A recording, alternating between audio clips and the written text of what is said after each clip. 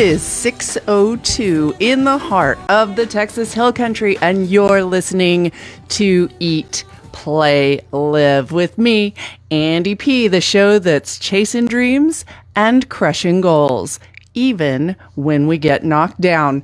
My goal here is to help you live a healthier, happier, more balanced life. That's this year in 2022 and beyond. Our focus for this year, we are learning to love ourselves unconditionally, even when it's 24 degrees outside. Yes, Texas is frozen and pretty much closed, but not our show, because thankfully I only live a mile from the station and I have a Jeep. So we are going to push onward and upward, because you can knock us down, but you cannot knock us out. In fact, I found this cool quote from Napoleon Hill, whom I had to look up because have you ever heard of him? Anyway, he's a self-help author, and he said, "Every adversity, every failure, every heartache carries with it the seed of an equal or greater benefit." That's a thinker for you. I'll have to put that on my Facebook page, eatplaylive.andy, so that you can look at that and ponder it a little bit more. And while you're pondering, I would like you to look back over the last year. Can you think of some things that knocked you down over the year? Times where maybe you got in your own dang way. We do that. Or maybe somebody else hurt you, or you lost sight of your goals. Then what happened? That's what we need to take a look at, okay? Because obviously, if you're here now, you kept going. A little wiser, perhaps, a little stronger. That's what we do, especially when we're working to become our best selves. Not perfect, just a little better than the person we were yesterday. What else can we do? Thomas Edison said, "I have not failed. I've just found 10,000 ways that won't work." There you go. There's a positive attitude for you. 10,000 ways. You probably get a little frustrated. So what's not working for you right now? Let's start with the way we eat. What are you eating that's not working? I know. Today is a little unique, right? It's all about warm comfort food. Texas shuts down. We all got to eat chili. In fact, I made chili. I was one of those people. I was at the grocery store yesterday.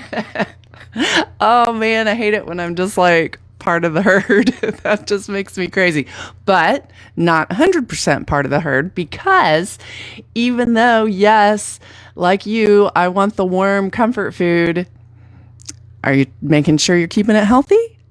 Yes, you can do that. So, for example, if you're making chili, you just use lean meat, venison, beef, whatever your meat of choice is. Keep it lean. If you are, I'm not getting into the beans or no beans argument here today, but for the record, beans do add more protein and lots of fiber. So just going to say that. Plus, you can sneak in extra veggies like bell peppers, jalapeno peppers, onion, maybe corn. I saw a recipe with corn. I don't know that I would go there, but that's just my opinion. And then if you're the type that likes to put a dollop of sour cream on the top, how about this? Put Greek yogurt instead of sour cream. I know you think I'm crazy. I'm going to tell you more about Greek yogurt in just a little bit, but it's a real thing, y'all, and you cannot tell the difference. So keep an open mind, okay? But what we're looking at today is what is not working. What's not working. And I'm going to, number one, sugar. Sugar. Yes, the sugar in that brownie, that is not working for you. So, okay, I get sugar occurs naturally in lots of foods, and that's not what we're talking about right now. Okay, so carbohydrates, fruits, vegetables, grains, dairy, all of those have natural forms of sugar. And when you eat those kind of foods, we're not going to hate on that, okay? Plant foods also have high amounts of fiber, essential minerals, antioxidants. Dairy foods have protein, calcium. Okay, so those kind of sugars, your body gets those. Those occur naturally, and your body knows how to roll with that. The problem we find is the added sugar. It's something that food manufacturers add to products to, make it sweeter, but also to extend the shelf life. So anything they're putting in there it doesn't need to be there. And that's the stuff that leads to heart disease. It's addictive. It is more addictive than heroin. Yes, I read that and I believe it's true. If you ever get up and eat a cookie, feel what that does to your body. And if you tell me you don't want another cookie, then you're lying. In fact, I'm going to admit this.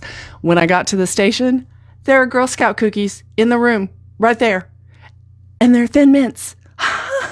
Don't leave those here. I am strong, but there's a limit, okay?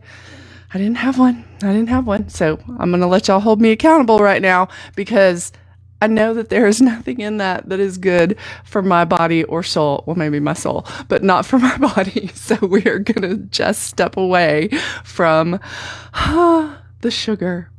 So anyway, besides it leading to heart disease and being addictive, I got off on that addictive tangent there. It also makes you spike and crash. You know this. It plays havoc with your cholesterol levels, and it can add to your depression if that is something that you're dealing with.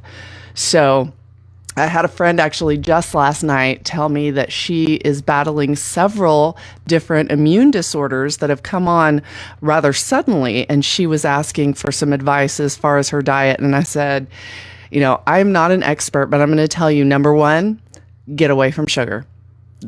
Just start there and then talk to your doctor, nutritionist, whatever you need to do. But I will guarantee you that they will agree. Step away from the sugar because all it does is hurt you. Also, artificial sweeteners. These are not working for us. Believe it or not. I don't care if the packet is pink, blue, yellow, all of those packets, those are synthetic sugar substitutes. We're talking about aspartame, sucralose. That's what you're going to see when you read the labels. You have started reading the labels, right? We talk about this a lot. Okay, don't make me go wander the aisles of the store and get on you. Look at the label and see what they're putting in that stuff, okay? The nice thing, if you can call it nice, about artificial sweeteners is it doesn't take quite as much of it because they're super, super sweet. So they can use less to get the taste. But here's the deal, folks. It's artificial. It's synthetic. Why would we put that garbage in our bodies? And I have heard and I've looked up research on people have said that artificial sweeteners can lead to cancer, memory loss. Okay, well, if you research that, you will find arguments on both sides. You know how the internet is. So I cannot tell you definitively if it causes these things.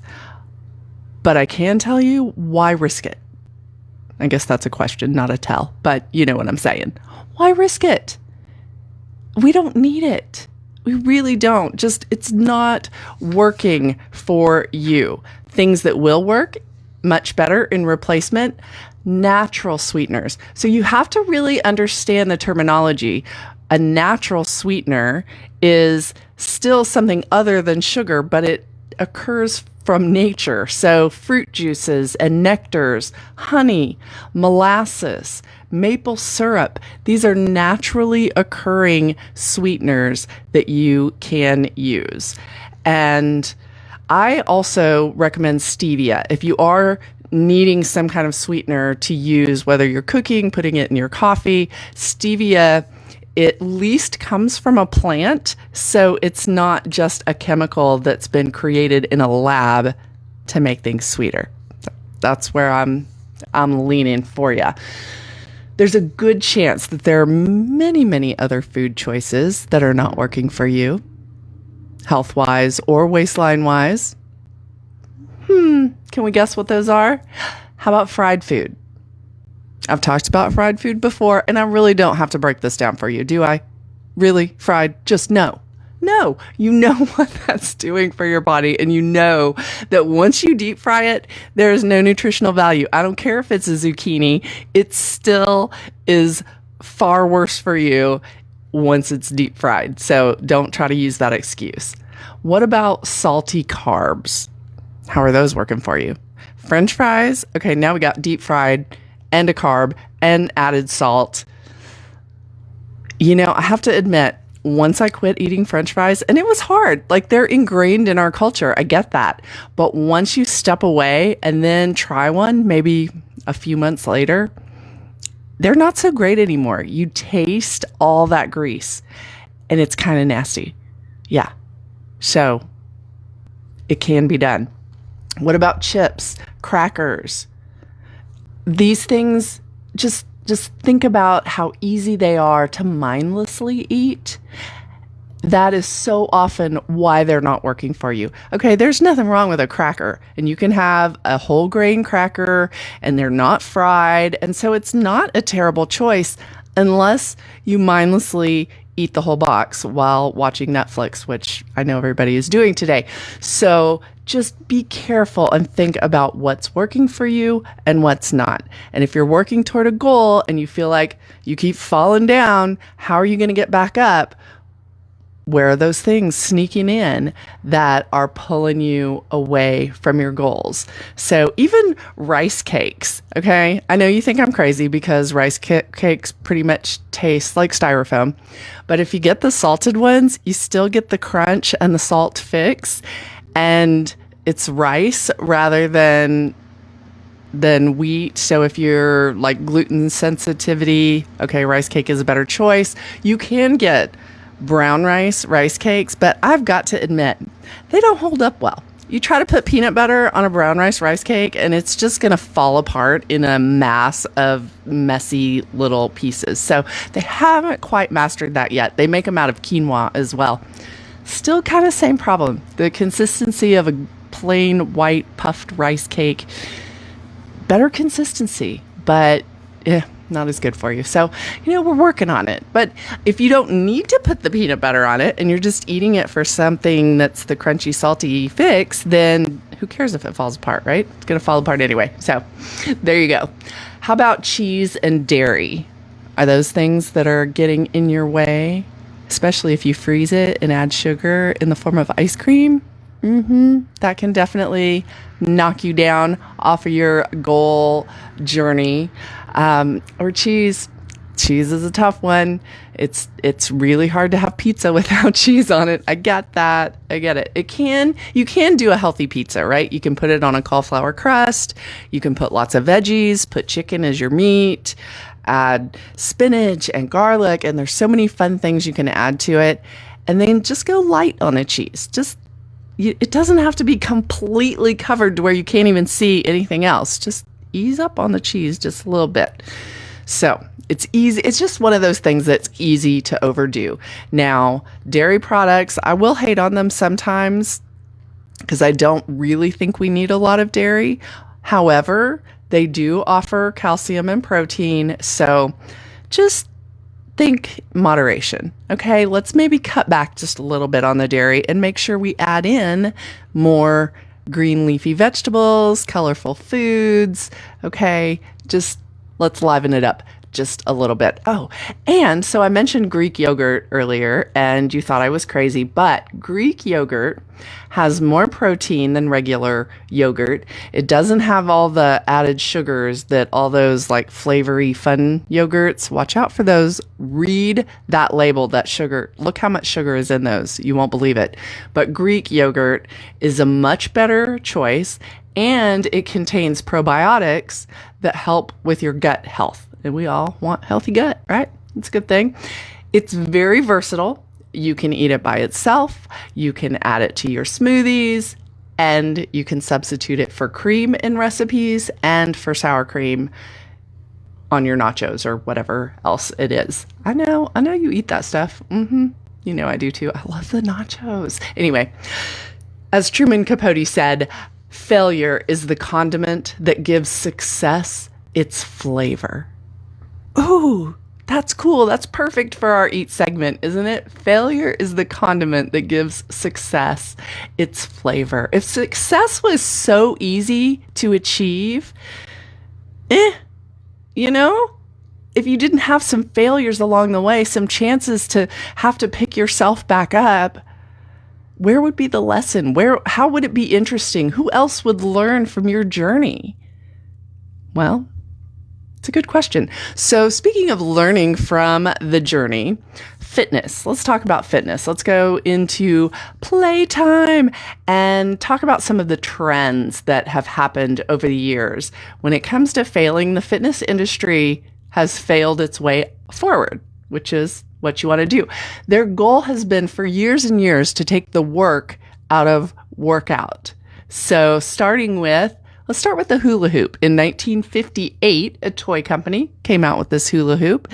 And of course, kids thought it was super. And adults started thinking, hey, this is fun and I'm moving my body. I loved a hula hoop, by the way. So it became a fitness craze, which kind of went by the wayside over time, unless you go to the music festivals. But TikTok has repopularized hula hooping. I got to start the TikTok. I've got a giant hula hoop on my back porch. This is TMI, but yeah, I love it. So maybe I'll learn how to do TikTok and do some hula hooping on there. That was followed by calisthenics. We know about calisthenics, right? How is that a fitness trend? It actually was developed by Germans in the 19th century and was a favorite way to get and stay fit in mid-century America. So what exactly are calisthenics? Well, they're rhythmic exercises that use your own body weight for resistance. So push-ups, sit-ups, jumping jacks, those kind of things. Those are all what they refer to as calisthenics. And whether you're in the military or a housewife, that has been popular for quite a long time. And still today, a lot of the workout trends, even though times have changed, they still incorporate aspects of that approach, including HIIT workouts, which we'll talk about in just a minute. Here was a fun one. This was a big fail. The vibrating belt machine. You've seen this, right? It remains one of the most memorable fitness trends of the 20th century, not because it worked at all. It was actually first developed in the 1850s, the Swedish physician was using them as a massage tool. But by the time they got to America, us, we're like, hey, that's just going to jiggle the fat off and I don't have to do anything. We love workouts that require no work whatsoever. But guess what? They don't work. It doesn't work unless you do. So the wide vibrating strap looped around your waist, butt, thighs, whatever, it doesn't work. So crash and burn, but somebody learned from that and moved on to jazzercise. Oh my gosh, remember that fun, high energy cardio workout? It actually started in 1969. See, I would have thought of jazzercise as being a little bit later, maybe like early 80s, but it was a mashup of dancing, strength training, kickboxing, all set to upbeat music. And it slowly expanded from a little boutique fitness deal to a home video phenomenon. Yes, that's right. So its groundbreaking approach to fitness kickstarted 2 decades of cardio dance trends from aerobics to Zumba. Let's talk about aerobics. That invention is credited to a military doctor, Kenneth Cooper, in the 1960s. I believe he has the Cooper Clinic in Dallas. Correct me if I'm wrong, but how are you going to correct me? Well, you can get on my Facebook page and send me a message if I'm wrong, but I think that's right. Anyway, aerobics is most frequently associated with, can you guess? Jane Fonda and Richard Simmons. That's right. Oh my gosh, that fitness guru, crazy man. In the 1980s, both of these figures led the aerobics fitness fad with their high octane, very accessible VHS workout tapes. You know you had some. I know you did. Do you still? That would be fun. Let's do some old school Richard Simmons Sweatin' to the Oldies. Oh my gosh, that would be so much fun. But then aerobics kind of morphed into dance aerobics, water aerobics, step aerobics. They just kept, because when you have to start somewhere, right? And then you build on that. How about infomercial gadgets? Infomercials. Ugh, those sure changed our landscape, and I don't think for the better. But if you watched any TV during the 80s and 90s, you are no doubt familiar with the flood of the home gym equipment, right? The Bowflex. Suzanne Summers had her Thigh Master. That was pretty awesome. The Nordic Track. I actually ordered a Nordic Track when I was in college. I have no idea how I paid for that, but it was an excellent tool to hang your clothes on. That's pretty much the only thing I ever used it for, because I wasn't at that part of my journey, folks. Remember, I didn't start my weight loss transformation until much later, like post kids. So that probably was about 1992 when I got my Nordic Track. Clothes just hung on that and it collected dust. Anyway, that's what happened to so many of them, which is why this was a fad that, well, in some ways it has. It's morphed. Okay, we'll get to that. But the deal is it caters to busy lifestyles and cashed in on the home fitness fads. And really, these gadgets, tools, whatever you want to call them, worked just as well as any gym equipment if you don't just hang clothes on them, if you use them consistently, properly. But like most trends, they don't offer a quick fix. That's the thing. You think, oh, I'm going to have this in my living room and I'm going to use it every day while I watch TV. But will you? Will you? I mean, I have to admit, I have a Peloton in my living room, and all day long, I knew I needed to get on that thing. And I did, because I knew I was going to talk to you and you would hold me accountable if I didn't. But sometimes it's hard to make yourself do it, even when it's right there. It is so easy to sit on the couch right next to it. So because it's not a quick fix, and we like our quick fix. We're an instant gratification nation. So having the equipment at home slowly fell out of favor over time, at least until COVID brought a lot of it back, right? Okay, what about Tybo? Do you remember Tybo? Billy Blanks. Oh, he was so cool. I had Tybo VHS tapes. So he totally cashed in on the home fitness craze of the previous decade.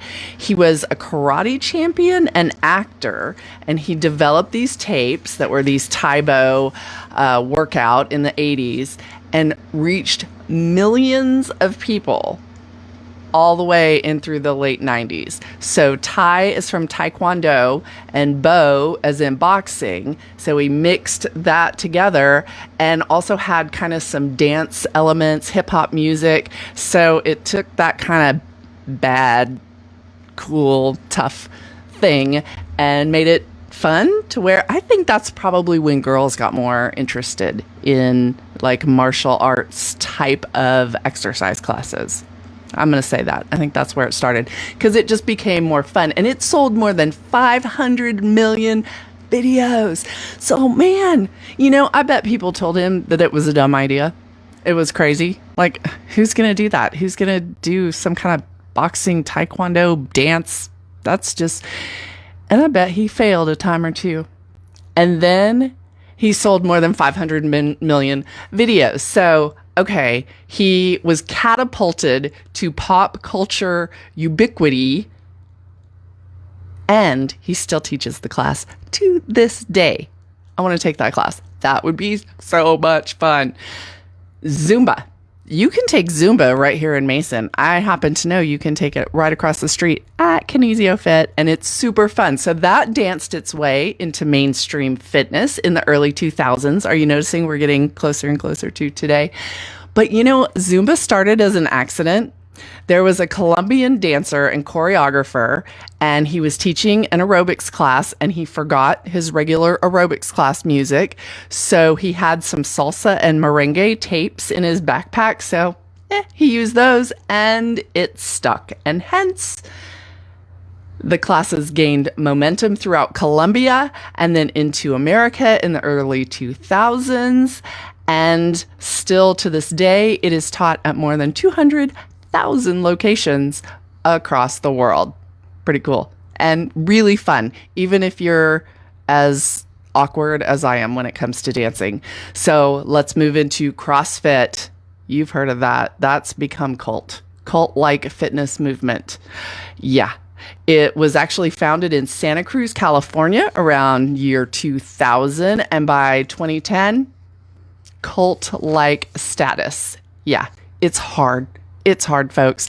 It's grueling, but it's effective. Let me tell you, they use a mixture of aerobics, weightlifting, calisthenics, but it can be dangerous. You have to be really careful because a lot of people have been injured doing CrossFit. So, I don't know. I haven't bought into the cult. Let me just say that. There are a lot of them that I do.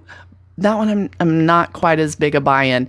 And I do know that it can be effective. And I've had a lot of friends that do it and have gotten amazing results. But man, it's hard. And they have their own words that I don't even understand. A WOD, a AMRAP. That means as many rounds as possible. And the WOD is the workout of the day. But why they got to create their own language? Like, it's hard enough. Okay. Spinning. Okay, we got to get to this one because, it's one of my favorites. Stationary bikes have been a staple of boutique fitness for decades. But in 2006, SoulCycle took it to a whole new level. If you were listening last week, I talked a lot about SoulCycle because I just took several classes while I was in Houston. I've taken classes in New York, which is where it started, and it's just really cool. So they're candlelit rooms, blaring music, inspirational instructors. That's their thing. And since they started, that craze has kicked spinning into overdrive. There's Cycle Bar, I've taken classes there. And then, of course, in 2013, Peloton, who I'm representing right now. If you're watching on Facebook Live, I got a really cool Peloton sweatshirt. Anyway, they entered the market. And now we've got live streaming, social interactivity. When I told you I took the bike ride right before I came to class, honestly, almost threw up. It was really hard. But you can high five other people that are riding at the same time as you. And it's really cool. And so I can see if there's other riders from Texas. I always high five the other Texans because that's just kind of my gig. And we have little hashtags. So I'm hashtag Ironman 70.3. So if there's anybody else with that hashtag, we got a high five. It's a whole thing.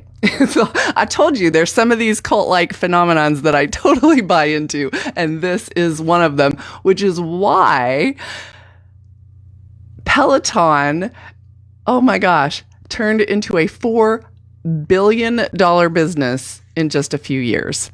Yeah, it really is. It's that good. So, all right, let's go just a couple more. HIIT. High-intensity interval training, short bursts of high-energy exercise followed by a short period of rest. This primarily body weight-based program has been one of the most enduring trends, both the gym, the studio, at-home fitness, most likely because great workout, short amount of time. That's right. We don't want to put a whole lot of time in.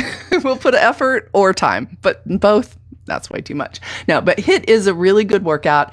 And I mean, we're overworked, we're overtired. We got to just get it done. And HIIT is a good way to do it. So, especially since COVID, a lot of short workouts like this are available online for free. You can get on YouTube and search it. And you don't need extra weights. You don't need extra equipment. You can do this at home, like when it's ice and snow day and you can't go do anything else. You can do this. So, and Peloton, I have to give them one more shout out because they just added boxing classes. How perfect is that for our theme tonight, talking about get knocked down, get back up again, stay in the fight. Peloton boxing. Yes, it's super cool. So it's just shadow boxing, but it is a total body workout. Again, no equipment necessary, right there in your living room. That's all you got to do. So, as Winston Churchill said, success is not final. Failure is not fatal. It is the courage to continue that counts. And I think a lot of these fitness trends taught us that. So, in all things, we can get knocked down. We can hit roadblocks. Some are easier to navigate than others. At the top of the show, I asked you to think about times over the last year that you got knocked down. Maybe you thought you'd been knocked out completely. Well, an important part of living a balanced life is taking a look at how you've handled these situations in the past. Can you objectively evaluate how or why you stumbled? Can you take a look at that? And then the how or why you recovered? Like, go back and look at what you've done. What can you learn from that? What can you do differently the next time that happens? There will be a next time. Life always gives us challenges, right? J.K. Rowling said, it's impossible to live without failing at something unless you live so cautiously that you might as well not have lived at all, in which case you have failed by default. I like that. Yeah. You're gonna fail at something. Life is gonna continue to offer challenges. That's just kind of the way it goes. So what tools are in your get back up toolkit? Maybe a new goal you could set, something that just gets you excited again, or maybe a gratitude list, reminders of accomplishments. Facebook is actually oddly good for that when they have the memories, the Facebook memories. I like to go through those and scroll through like the last 12 years, and you see things that you were proud enough to post about, and you think, oh yeah, I did. Or maybe something you posted, a struggle that you were having, and it reminds you that you got through that. Maybe mantras or motivational sayings are helpful. Whether you put them on your fridge, keep them on your phone, put them on your bathroom mirror, whatever it takes to remind you that failure is not permanent and you can get back up and keep going. Maybe you have a trusted friend. I hope you have a trusted friend who will tell you the truth in love, right? They got to keep it real with you. So yesterday I reached out to a friend in need, and it was somebody who's stumbled. And I had some ways that I was able to help that person. But then a friend reached out to me and helped me and had no idea that there was something that I was struggling with. So reach out to your friends. That's why it's so important to find your people, your tribe, people you can surround yourself with to just help keep you going, keep that fight. And you know what? I really appreciate you for being part of my tribe, for tuning in here each and every Thursday, whether you're listening on the radio or on Facebook Live. So until next week, I am Andi P, reminding you to eat clean, play hard, live strong, and just keep getting back